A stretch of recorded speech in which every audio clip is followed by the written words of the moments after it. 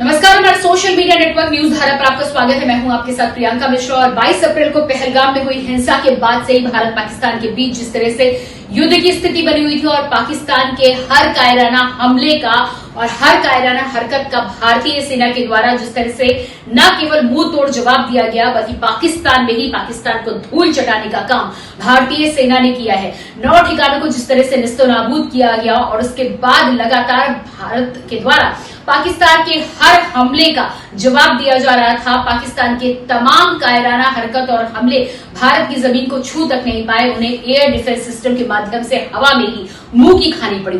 लेकिन इसी बीच में 10 मई को जब अमेरिकी राष्ट्रपति डोनाल्ड ट्रंप के ट्वीट के द्वारा सीज फायर की घोषणा हुई तो लग रहा था कि कुछ समय के बाद हालात कुछ बदलते हुए नजर आएंगे। लेकिन पाकिस्तान को लेकर जिस तरह से हम सभी जानते हैं और विशेषज्ञ इस बात को बार बार कहते नजर आते हैं कि ये बिल्कुल आस्तीन में सांप पालने वाली स्थिति होती है। पाकिस्तान पर कभी भी भरोसा नहीं किया जा सकता। ठीक वैसा ही नजर आया जब 5 बजे सीज फायर की घोषणा के बाद 8 बजे एक बार फिर से पाकिस्तान की तरफ से हमलों की शुरुआत हुई और कायराना हरकत की शुरुआत पाकिस्तान ने की। हालांकि पाकिस्तान को इसको लेकर एक बार फिर से भारतीय सेना की तरफ से मुंह की खानी पड़ी, धूल चाटनी पड़ी। लेकिन इस बीच में एक बात बिल्कुल साफ है कि पाकिस्तान में सरकार किसकी है और किसकी तूती बोलती है, किसकी हुकूमत चलती है या किसके इशारे पर चलता है पाकिस्तान, ये बात बिल्कुल साफ हो गई। आधिकारिक घोषणा के बाद भी जिस तरह से हमले पाकिस्तान की सेना की तरफ से हो रहे थे, ऐसे में बिल्कुल साफ है कि पाकिस्तान के पीएम की पाकिस्तान में क्या कुछ औकात है और सेना के सामने उनकी क्या अहमियत है। हालांकि पाकिस्तान एक बार फिर से इस बात का राग अलापता हुआ नजर आया है कि सीज फायर का अब पालन किया जाएगा। लेकिन भारत में ये हर किसी को पता है कि पाकिस्तान पर कब और कितना भरोसा करना है, जिसको लेकर पाकिस्तान अब आने वाले समय में और अपनी जनता में अपनी जगहसाई और मुंह छुपाने के लिए तमाम तरह के दावे करता हुआ नजर आ रहा है। ये भी कहता हुआ नजर आ रहा है कि अमेरिकी राष्ट्रपति ने जिस तरह से 1000 साल के मुद्दे को समझाने की बात की है उसके लिए उन्हें धन्यवाद दे रहा है और वो अपने मकसद में कामयाब हो चुका है।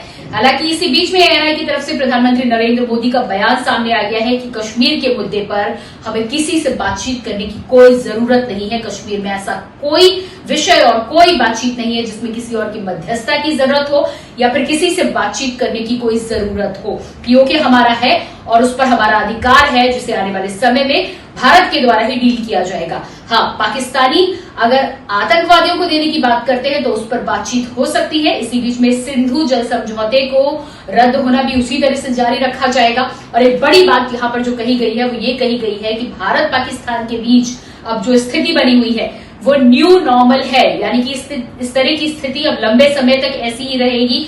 इसमें कोई उम्मीद नहीं की जा सकती और पाकिस्तान पर अब दोबारा भरोसा भी करना भारत के लिए बिल्कुल ठीक नहीं है। ये बिल्कुल आस्तीन के सांप जैसा है जो कभी भी फन उठा सकता है, जिसको कुचलने के लिए भारत को हमेशा तैयार होना चाहिए। यानी कि अब बात बिल्कुल यहाँ पर साफ है कि पाकिस्तान ने कई मोर्चों पर जो मुंह की खाई है, अर्थव्यवस्था से लेकर सिंधु जल समझौता के मुद्दे पर और उसके साथ ही साथ जिस तरह से कश्मीर के मुद्दे पर भारत ने अपना रुख बिल्कुल साफ कर दिया है। अब देखना ये होगा कि पाकिस्तान का अगला कदम क्या कुछ होता है, जिसकी उम्मीद ज्यादातर देशवासियों को और भारत को पहले से ही है कि पाकिस्तान आने वाले समय में भी क्या कुछ करेगा, जिसके लिए भारत को हमेशा तैयार होना चाहिए। लेकिन ऐलान भी भारतीय पीएम की तरफ से कर दिया गया है कि पाकिस्तान से अगर एक भी गोली चली तो भारत से एक बार फिर से गोला चलेगा।